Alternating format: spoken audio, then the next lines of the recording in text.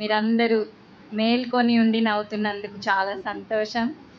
అక్క మిమ్మల్ని అందరినీ చాలా ఆ, చక్కగా నవ్వించారు, వాస్తవాలు మాట్లాడారు కదా, హృదయాల్లో గుచ్చుకునింది కదా.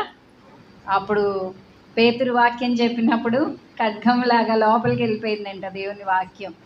అలాగా మరి అక్క మాట్లాడుతూ ఉండగా నేను ముందే చెప్పాను అక్క టెర్రరిస్ట్ అని. అవసరమైతే అటో ఇటో తేల్చేసుకోవడమే తప్ప అటు ఇటుగా ఉండడానికి అక్క దగ్గర కుదరదు. కాబట్టి అటువైపు తాడో పేడో ఇప్పుడే తేల్చి చెప్పేయండి అంటారు.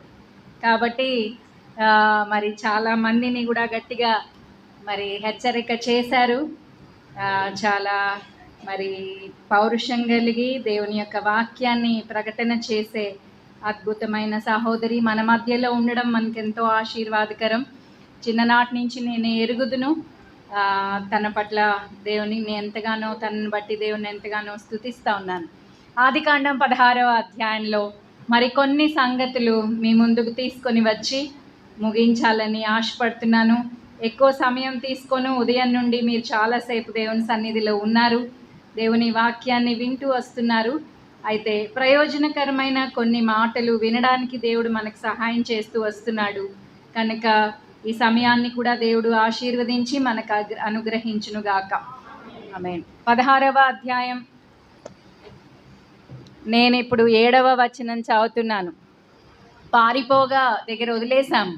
7వ వచనం, యెహోవా దూత అరణ్యములో నీటి బుగ్గ యొద్ద అనగా షూరు మార్గములో బుగ్గ యొద్ద ఆమెను కనుగొని, సారై దాసు అయిన హాగరు ఎక్కడ నుండి వచ్చితివి, ఎక్కడికి వెళ్ళుచున్నావని అడిగినందుకు అది నా యజమానురాలైన శారై యొద్ద నుండి పారిపోవచ్చున్నానెను.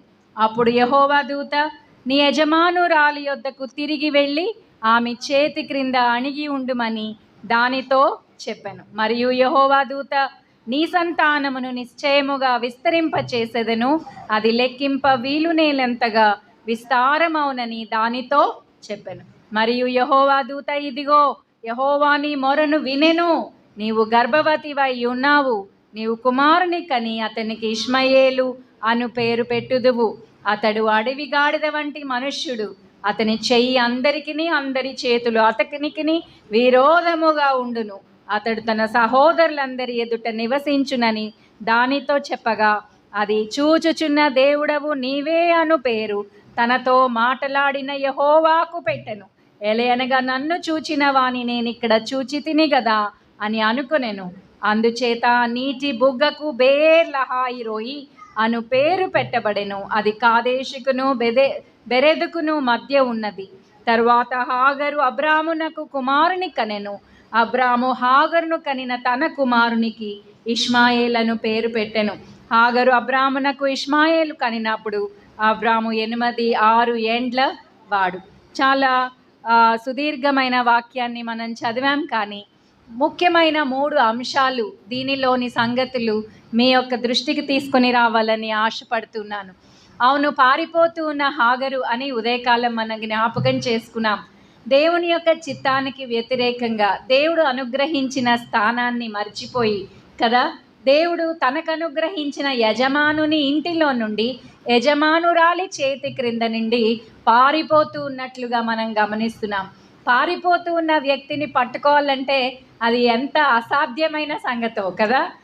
ఎప్పుడు పారిపోతామమ్మా? ఎప్పుడు పారిపోతారు? ఎవరైనా తప్పు చేసినప్పుడు పారిపోతారు కదా, మనసులో భయము కలిగినప్పుడు పారిపోతారు కదా.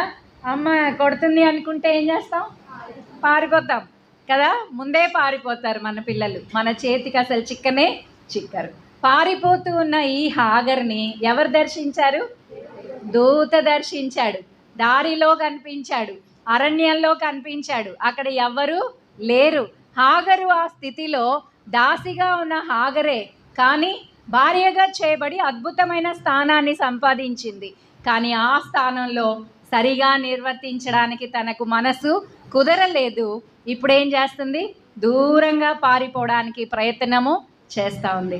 ప్రయత్నం చేస్తూ ఉంటుండగా షూరు మార్గంలో ఎవరు కనపడ్డారట? దేవుని దూత కనపడ్డారు. అబ్బా ఎంత ఆశ్చర్యం! ఇప్పుడు కనపడుతున్నారు ఎవరైనా? ఇప్పుడు దేవుని దూతలు ఎవరైనా ముందు వస్తున్నారా? దేవుని దూత దేవుని వాక్యము ద్వారా మనతో మాట్లాడుతూ ఉన్నాడు.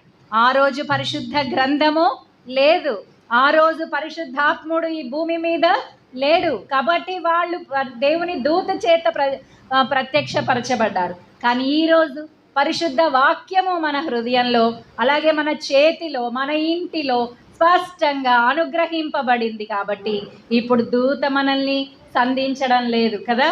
దూత కాదు, కానీ ఆయన బిడ్డలు ఆయన వాక్యం ఎత్తుకొని మనతో స్పష్టంగా మాట్లాడుతూ ఉన్నారు. దేవుడే స్వయంగా తన ఆత్మ ద్వారా మనతో మాట్లాడేవాడుగా ఉన్నాడు. అవునా? దేవుని దూత నీటి బుగ్గ యొద్ద మాట్లాడినట్లుగా చూస్తున్నాం. అరణ్యమే, అక్కడ ఏమి లేదు, నీరు లేదు కదా. నీరు లేని ప్రాంతంలో, దప్పిక కలిగి ఉన్న పరిస్థితుల్లో కదా, పరిగెత్తి అలిసిపోయి ఉన్న పరిస్థితుల్లో హాగర్ని నీటి బుగ్గ యొద్ద కలుసుకొనిన దేవుని యొక్క దూత. అవునా? దేవాతి దేవుడు యేసు ప్రభు వారు కూడా ఈ లోకంలో వచ్చినప్పుడు ఎవరిని కలుసుకున్నాడు? ఎండవేళలో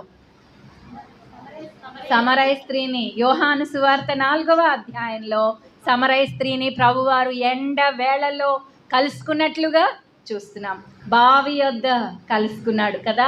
వాస్తవంగా ఆ స్త్రీ అక్కడికి వస్తుంది అని ప్రభువారు ఎరిగి ఉన్నారేమో, కానీ ఆమె మాత్రము ఎరిగి లేదు కదా. ఆమె దాహం కలిగి నీళ్లు చేదుకుందామని ఆ బావి వద్దకు వచ్చింది, యాకోబు బావి దగ్గరకు అక్కడికి వచ్చింది. కానీ అక్కడికి ఎవరు వచ్చారమ్మా?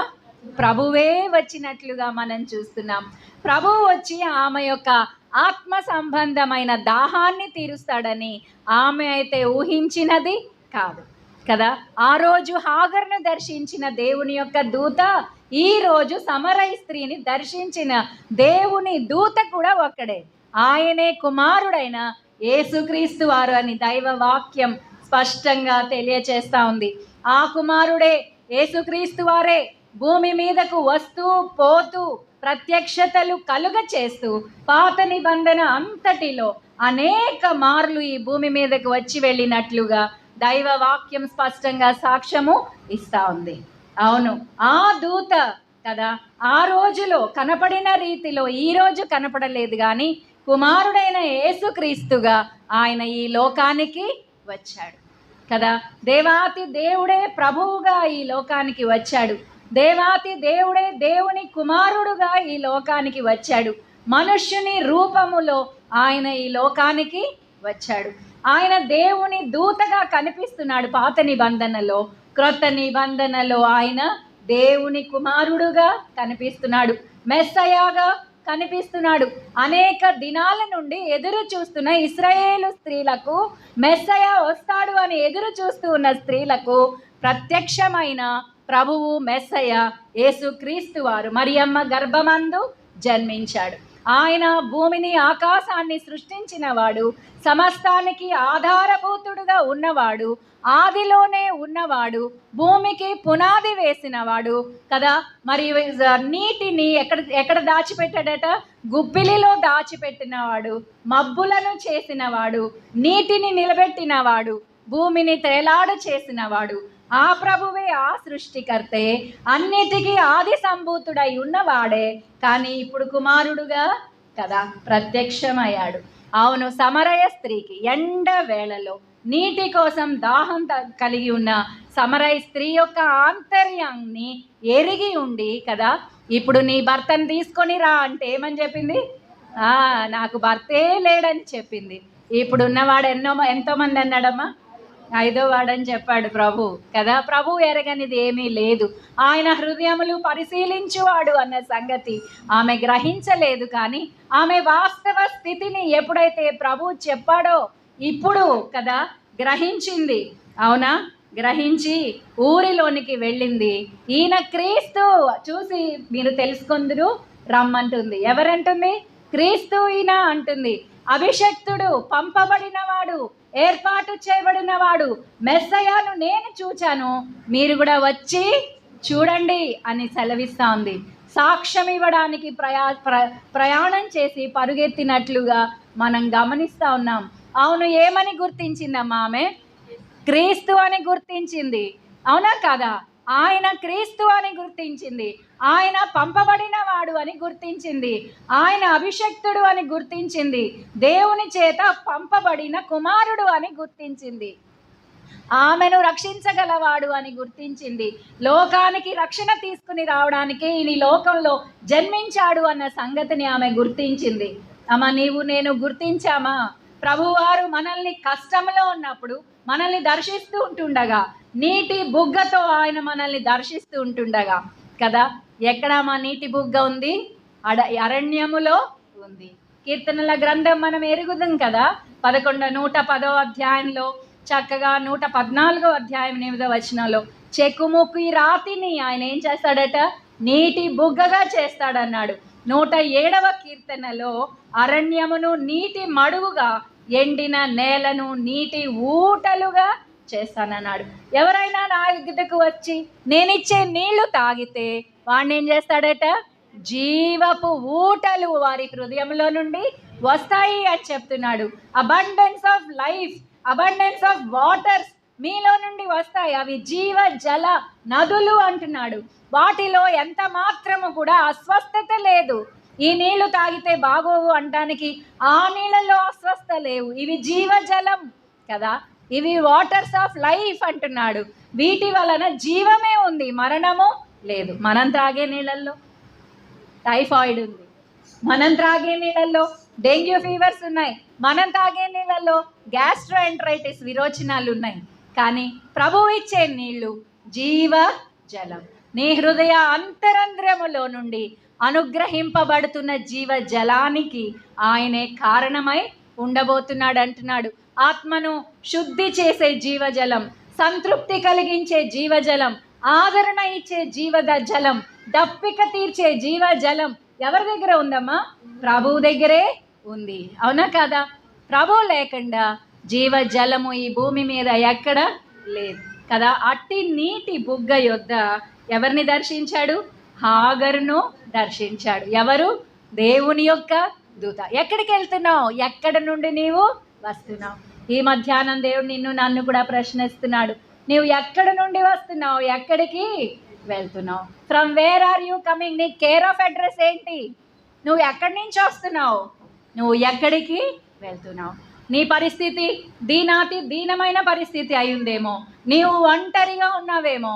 ప్రభు సన్నిధి నుండి దూరంగా వెళ్ళిపోవాలని నీవు ఆలోచన కలిగి ఉన్నావేమో. ప్రభు సన్నిధికి వ్యతిరేకమైన భావం, స్వేచ్ఛానుసారముగా జీవించువాడు లెస్ అయిన జ్ఞానమునకు విరోధి అని మనం చదువుతున్నాం కదా. మన దేవుని సన్నిధి నుండి దూరంగా వెళ్ళడానికి, ఎంత మాత్రము దేవునికి లోబడకుండా ఉండడానికి నా మనస్సు కదా సిద్ధపరచుకొని పారిపోతూ ఉన్నామేమో.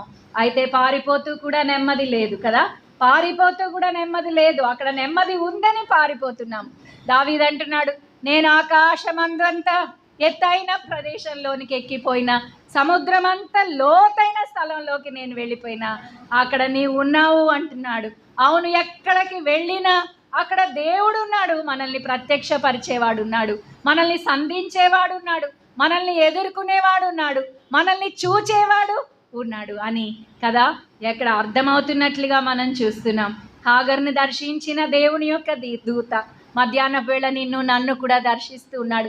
నువ్వు ఏ స్థితిలో ఉన్నామ్మా, నువ్వు ఏ పరిస్థితిలో ఉన్నా, నీ పరిస్థితి ఎంత దయనీయమైనదైనా, ఎంత నిరుత్సాహకరమైనదైనా, ఎంత ఒంటరితనంతో కూడినదైనా, ఎంత పాపముతో నిండినదైనా, ఎవరికి అనుకూలము కానిదై ఉంటున్నా కూడా కదా ఈ మధ్యాహ్నం ప్రభువారు అడుగుతున్నారు, నువ్వు ఎక్కడ నుండి వస్తున్నావు, ఎక్కడికి వెళ్తున్నావు కదా. హాగరు స్పష్టంగా తెలియచేస్తా ఉంది. యాకోబును దర్శించిన దేవుని యొక్క దూత కదా ఏసావును మోసం చేశాడు. పరిగెత్తి అరణ్యంలో ఒంటరిగా వెళ్తూ ఉన్నాడు కదా. బేతేలు దగ్గర దూత కదా అర్ధరాత్రి వేళ మరి యాకోబును దర్శించాడు. అవునా కదా?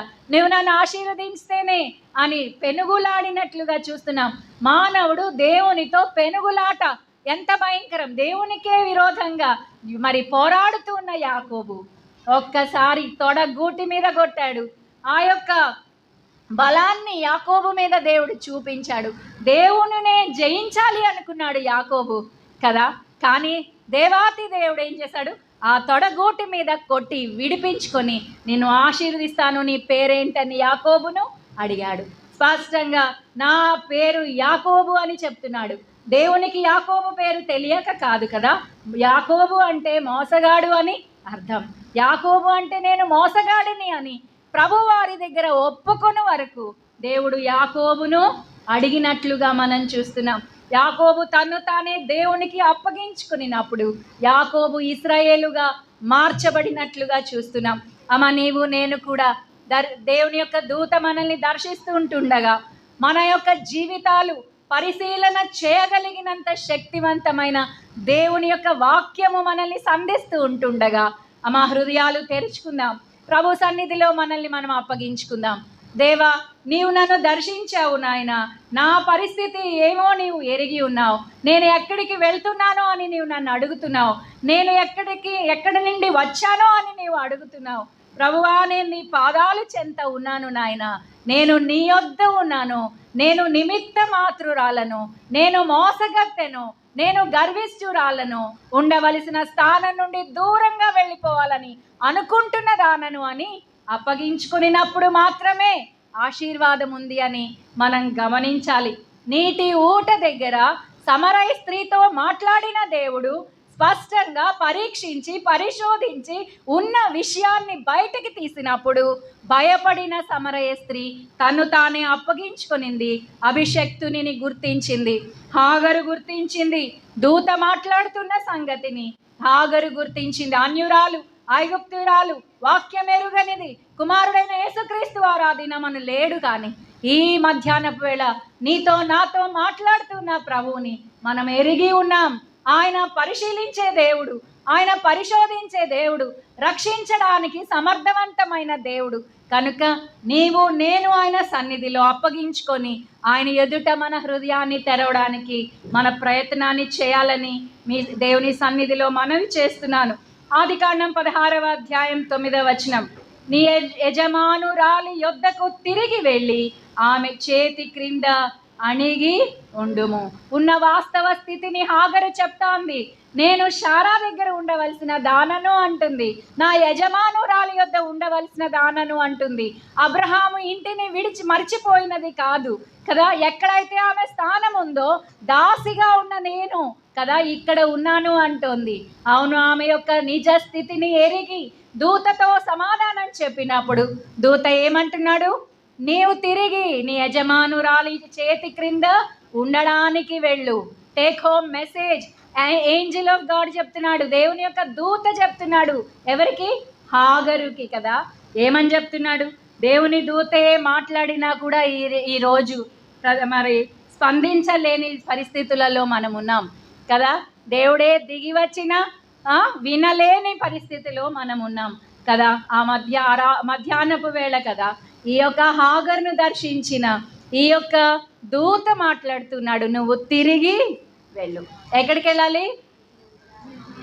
నీ ప్లేస్లోకి నువ్వు వెళ్ళాలి. Wherever you are brought from, అక్కడికి నువ్వు తిరిగి వెళ్ళాలి.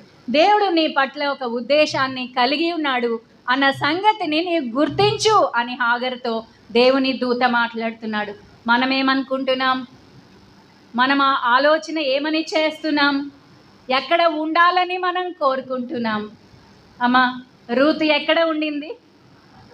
ఎక్కడ ఉండింది? అత్త ఇంట ఉండింది.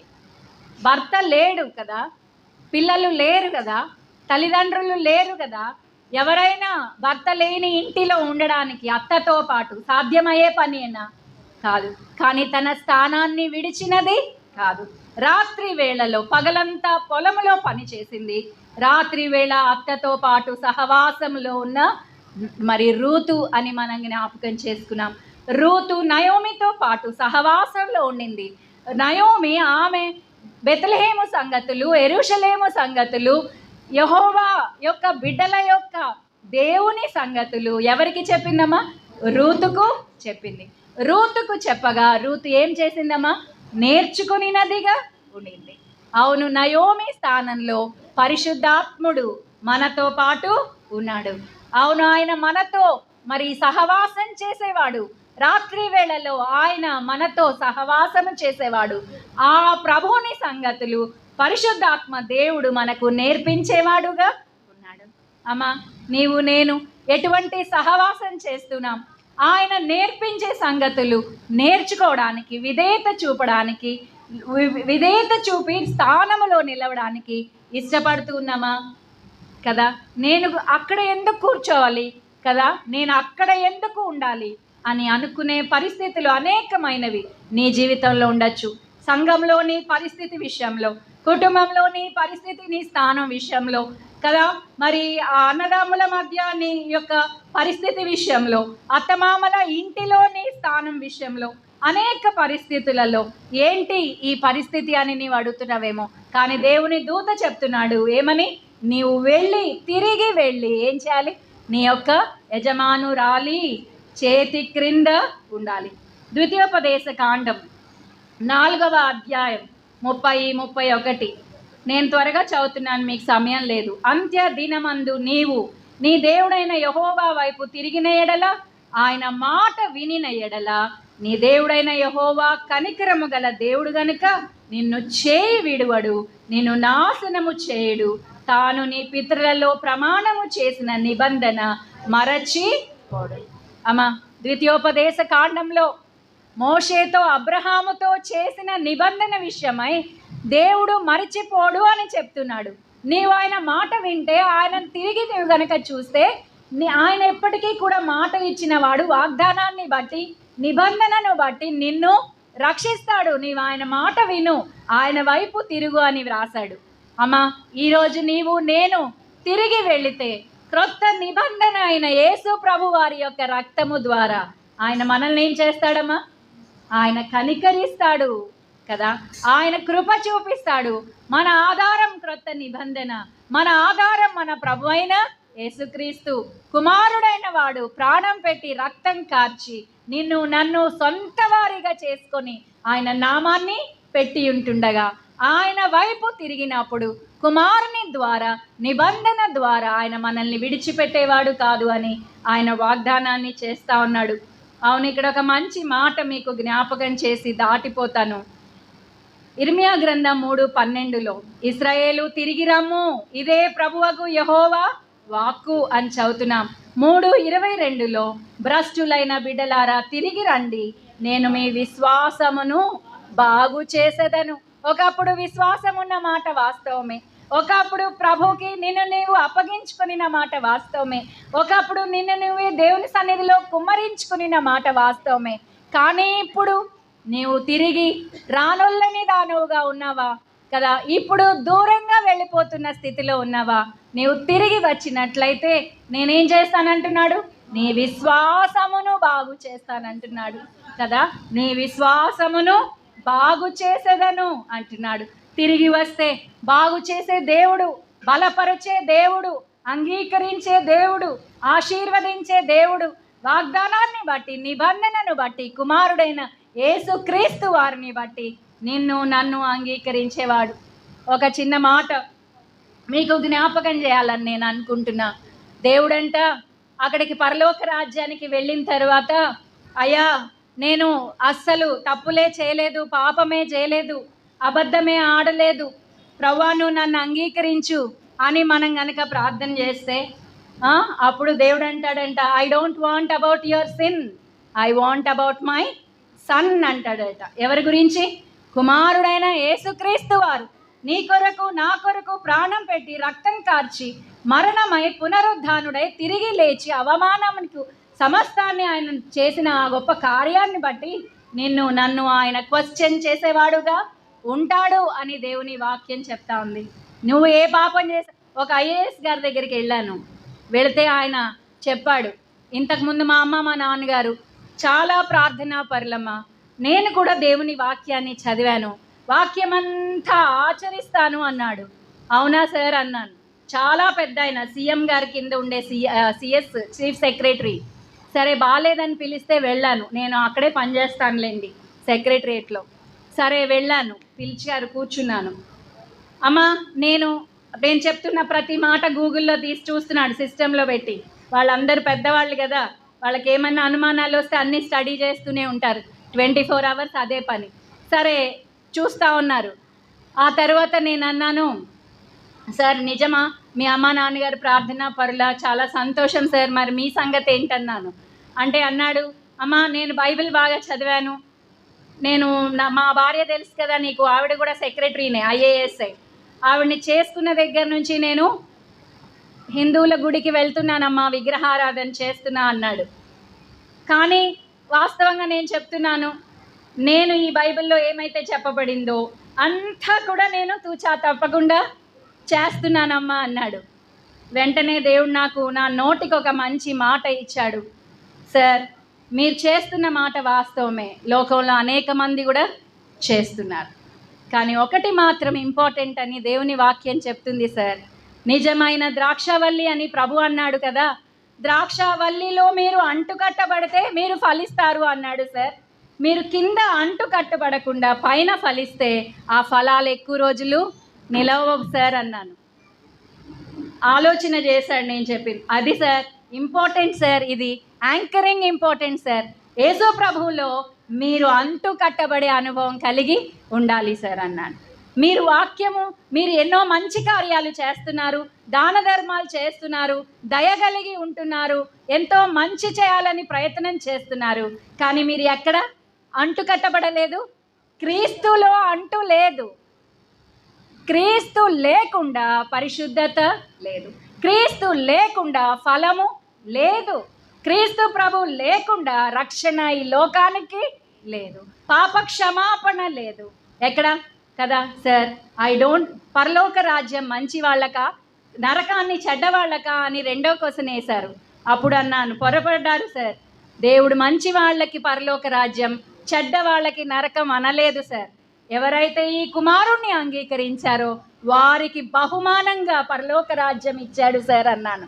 అమ్మా నీకు చాలా వందనాలు, ఒక మంచి పుస్తకం తెచ్చి అన్నాడు. నన్ను ఇంకొద్దిసేపట్లో నువ్వు దేవుని సన్నిధిలోనికి తీసుకొని వెళ్తావన్నాడు.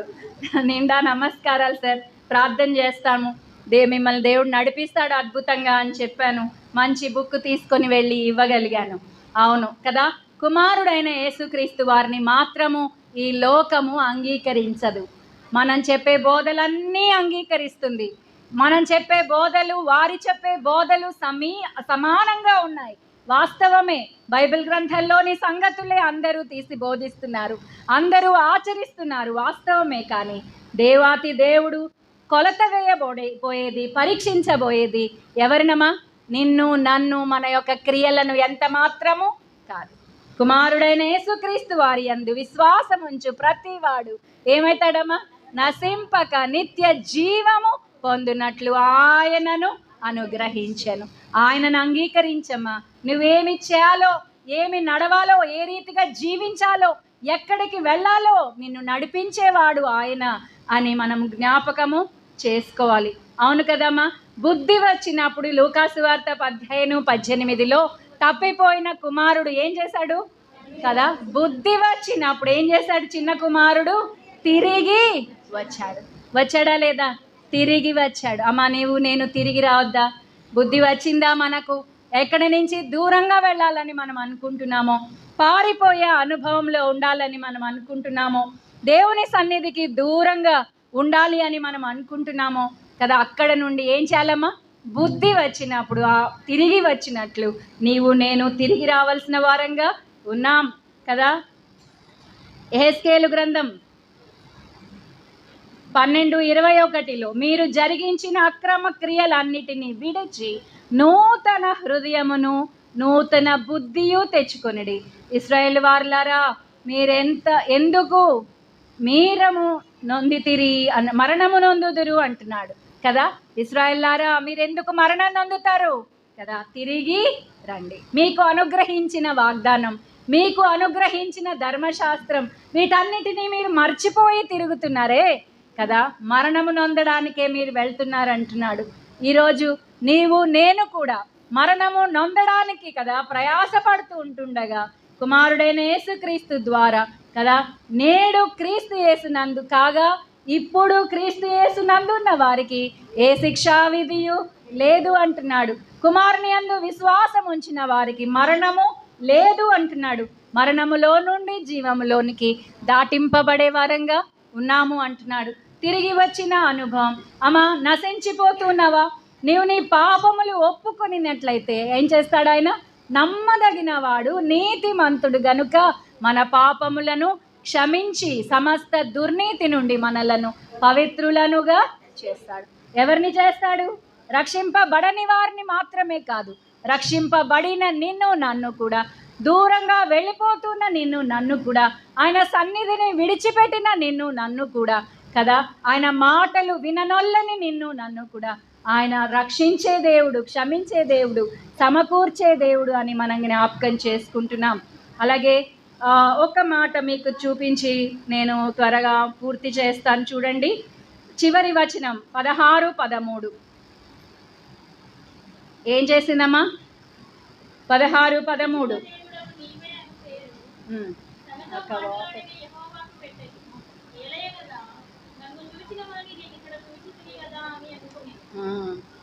అవునమ్మా, ఏమంటుంది?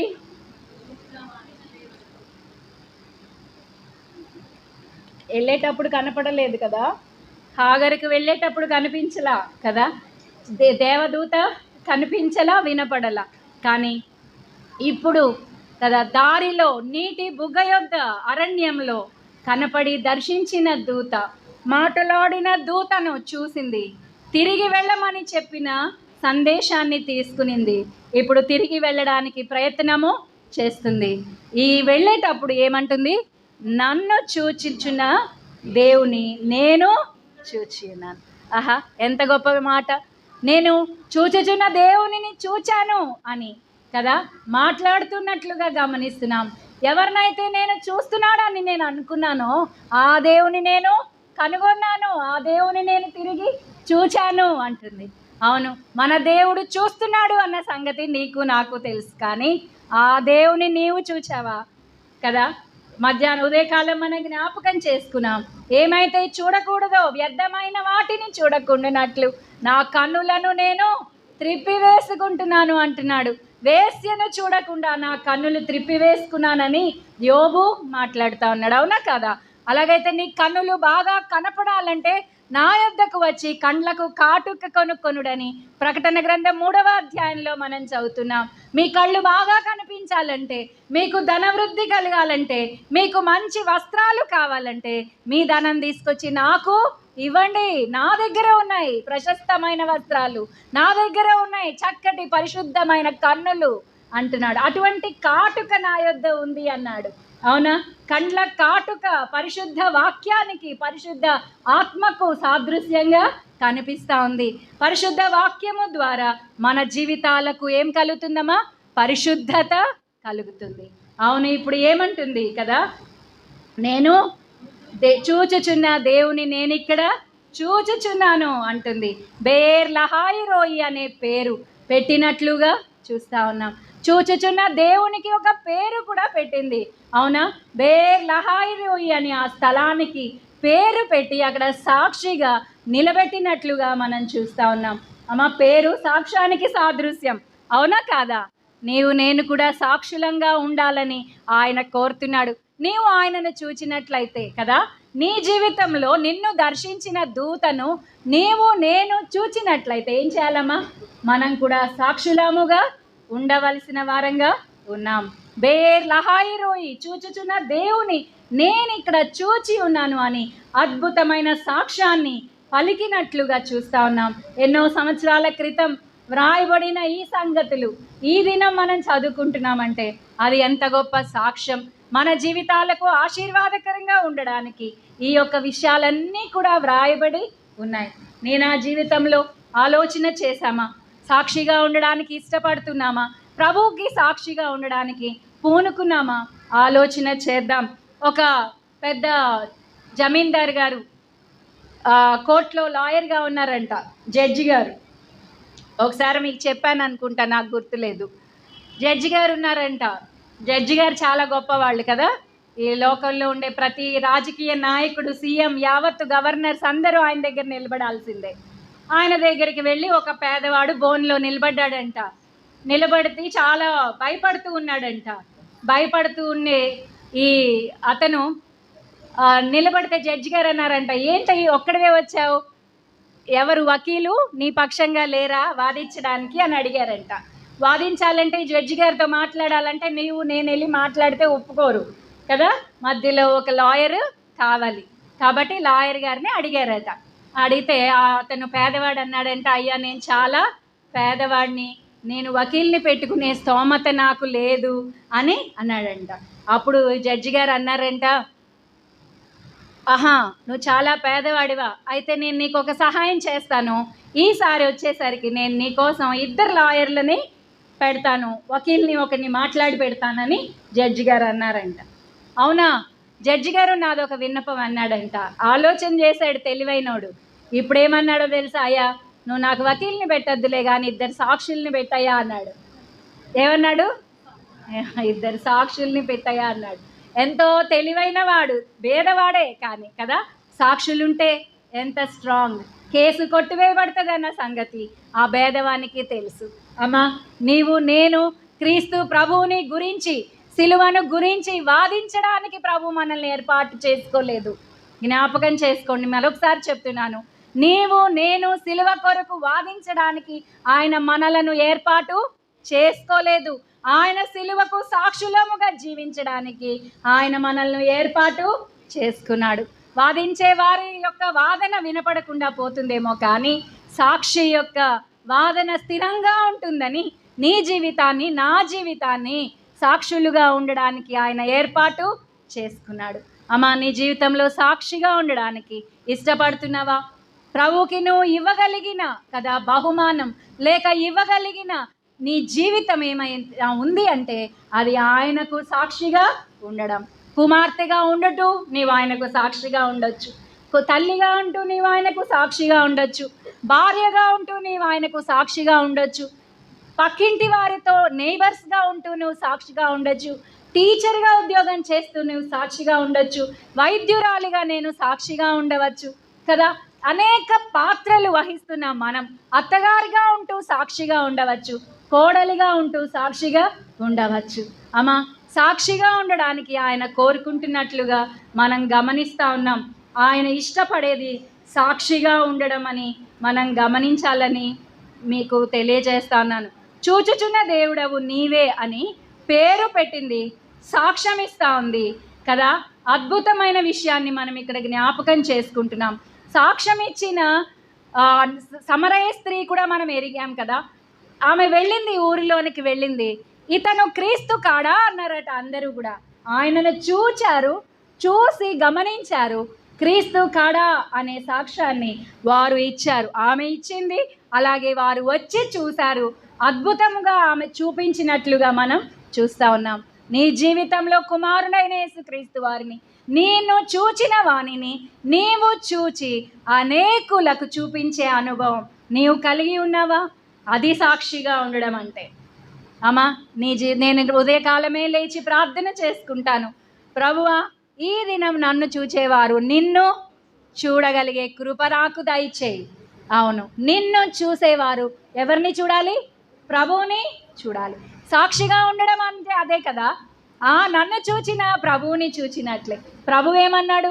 నన్ను చూచిన వారు నా తండ్రిని చూశారు అంటున్నాడు. తండ్రి యొక్క ఉద్దేశం నెరవేర్చడానికి నేను ఈ లోకానికి వచ్చాను అన్నాడు. మరి నీవు ఏమి ఆలోచన కలిగి ఉన్నావు? ఎందుకు నీవు ఈ లోకంలో జీవిస్తూ ఉన్నావు? ఈ ఉదయకాలం దేవుడు నీకు అనుగ్రహించి ఉంటుండగా, ఒక దినాన్ని అనుగ్రహించి ఉంటుండగా, ఈ దినమే నేను సాక్షిగా ఉండాలి అని ప్రభు సన్నిధిలో ప్రార్థన చేసుకోవాల్సిన అవసరం ఉందని మీకు జ్ఞాపకం చేస్తున్నాను. సంఖ్యాకాండం 24:17లో కొన్ని ముఖ్యమైన 2 సంగతులు చెప్పించి నేను ముగిస్తాను. ఆయనను చూచుచున్నాను కానీ ప్రస్తుతం ఉన్నట్టు కాదు, ఆయనను చూచుచున్నాను కానీ సమీపముగా ఉన్నట్టు కాదు, కానీ ప్రస్తుతం ఉన్నట్టు. నక్షత్రము యాకోబులో ఉదయించును, రాజదండము ఇశ్రాయేల్లో నుండి లేచును, అది మోయాబు ప్రాంతములను కొట్టును, కలహవీరులందరినీ నాశనము చేయను. బిలాము కదా ప్రవచిస్తూ ఉన్నాడమ్మా, ఇదిగో నేను చూస్తున్నాను కానీ ఇప్పుడు ప్రస్తుతం ఉన్నట్లుగా కాదు అంటున్నాడు. ఎప్పుడు? సంఖ్యాకాండంలో, అంటే దాదాపుగా 700 BC అదా ఆ టైంలో జరుగుతున్న విషయాలు. అవును, అప్పుడు మాట్లాడుతున్నాడు. ఏమని వర్ణిస్తున్నాడమ్మా? బిలాము ప్రవచన రూపంలో మాట్లాడుతున్నాడు.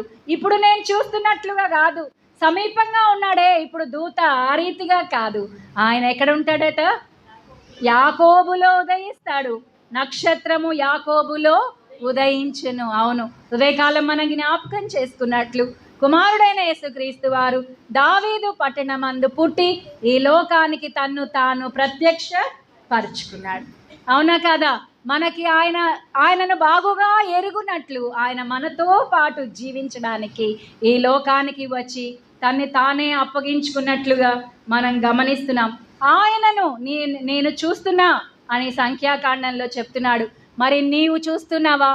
కుమారుడైన వాణిని చూస్తున్నావా? యాకోబులో ఉదయించిన నక్షత్రాన్ని గమనించావా? ఆయనే లోక రక్షకుడు అన్న సంగతిని, మన పాపముల నుండి మనల్ని విడిపించువాడు అన్న సంగతిని, మన భారమంతా తుడిచివేయవాడు అన్న సంగతిని నీవు గమనించావా? ఈ ఉదయకాలం ప్రభు మనతో మాట్లాడుతున్నాడు. అవును, పరమగీతం 2:9 ఒక మాట మీకు వివరించి ముగిస్తాను. నా ప్రియుడు ఇర్రివలే ఉన్నాడు, లేడి పిల్లవలే ఉన్నాడు. అదిగో మన గోడకు వెలిగా అతడు నిలుచుచున్నాడు, కిటికీ గుండా చూచుచున్నాడు, కిటికీ గంత గుండా తొంగి చూచుచున్నాడు. అమ్మ, ప్రియుడు ఎక్కడున్నాడట? మన గోడ పక్కనే ఉన్నాడట, మన ఇంటి గోడ పక్కనే ఉన్నాడంట. కిటికీ గుండా ఆయన మనల్ని చూస్తూ ఉన్నాడట, తొంగి చూస్తూ ఉన్నాడట. నన్ను ఆయన ఎరిగి ఉన్నాడు. ఆయన మనల్ని చూచే దేవుడు కదా. అయితే ఇప్పుడు ఎలా ఉన్నాం? మనము డైరెక్ట్గా చూడట్లేదట మనల్ని కదా. అవును, ఎవరైతే తలుపు తీస్తారో వారితో పాటు ఆయన నివాసము ఉంటానన్నాడు. ప్రకటన గ్రంథంలో తలుపు నొద్ద నుండి నేను తట్టున్నాను, ఎవరైనా తీస్తే నా స్వరము వింటే నేను లోపలికి వస్తాను, నివాసము చేస్తాను అంటున్నాడు. ఇప్పుడు కిటికీ గుండా చూస్తున్నాడు, గోడ ప్రక్కగా ఉన్నాడు, త్వరగా రాబోతూ ఉన్నాడు. ఆయన వేంచేయచ్చు ఉన్నాడు. కొరింథీ పత్రికలో పౌలు అంటున్నాడు ఏమని? ఇప్పుడు నేను అద్దములో చూచినట్టు చూస్తున్నాను, ముఖాముఖిగా కదా చూతును అన్నాడు. ఇప్పుడు అద్దంలో ఉన్నాడు. ఇప్పుడు మీరు కిటికీలో నుండి చూస్తే అద్దంలో కనపడతాడు. తల్లి కదా చందమామను తీసుకొని వచ్చి అద్దంలో చూపిస్తుందా లేదా? అద్దంలో చూపిస్తుంది. చందమామ రియలా కాదా? అద్దములో చందమామను చూపిస్తుంది. చందమామ రియలే, అక్కడ ఉన్న చందమామే ఇక్కడ ఉన్నది. కానీ ఆయన దగ్గరికి మనం వెళ్ళబోతున్నాం, అప్పుడు ఆయనను ముఖాముఖిగా చూస్తాం. అవును, చాలాసార్లు అనుమానాలు ఉన్నాయి, అపోహలు ఉన్నాయి, ఆటంకాలు ఉన్నాయి, జల్లెడలు ఉన్నాయి. లూకా సువార్త 24వ అధ్యాయం 35వ వచనం చదువుదాం.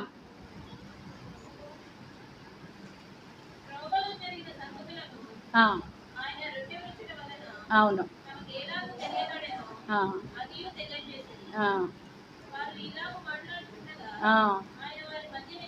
అవును,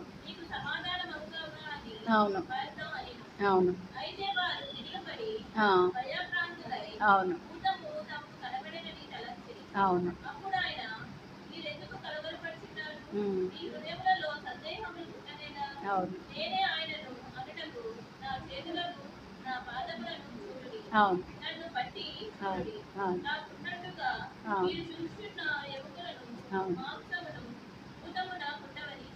అవును. ప్రభువారి లోకంలో జీవించారు, 3వ దినాన సిలువ వేయబడ్డారు, 3వ దినాన తిరిగి లేచాడు. లేచిన ప్రభు శిష్యులకు కనపడుతున్నాడు. వారేమంటున్నారు? ఈయన భూతము అంటున్నారు. ఈరోజు కూడా కదా మూత వేయబడినట్లుగా, దోమతెర వేయబడినట్లుగా కుమారుడు కనబడడం లేదట కదా. మరి కిటికీలో నుండి చూస్తున్నట్లుగానే ఆయన కనపడుతూ ఉన్నాడు. మనుషులందరికీ ఆ రీతిగానే ఆయన కనపడుతూ ఉన్నాడు. నమ్మిక లేని స్థితిలో, అనుమానపు స్థితిలో, సందేహపు స్థితిలో ప్రభువుని మనం చూస్తున్నాం. అందుకే ప్రభు అంటున్నాడు, నా చేతులు చూడండి, నా చేతులు తాకండి, నా చేతుల్లో గాయాలు ఉన్నాయి, నా కాళ్ళలో మేకలు ఉన్నాయి, మీరు తాకి నన్ను చూడండి, నేను మీకు అనుగ్రహింపబడిన దేవుని కుమారుడను అని తను తానే ప్రత్యక్షపరుచుకున్నట్లుగా మనం చూస్తున్నాం. మన జీవితంలో కూడా ఆయన స్పష్టంగా కనపడుతూ ఉంటుండగా సందేహాలతో చూస్తున్న మన కళ్ళకు ఆయన సూటిగా కనపడే దినం ఒకటి రాబోతున్నది అని మనం చూస్తున్నాం. లూకాసు వార్త 10:23 చదవండమ్మా. మీరు చూచుచున్న వాటిని చూచు కన్నులు ధన్యములైనవి అనే మాట మనం చదువుతాం. అవును అవును అవును మీరేమైతే చూస్తున్నారో వాటిని చూస్తున్నాయే మీ కన్నులు, అవి ధన్యమైన కన్నులు అంటున్నాడు.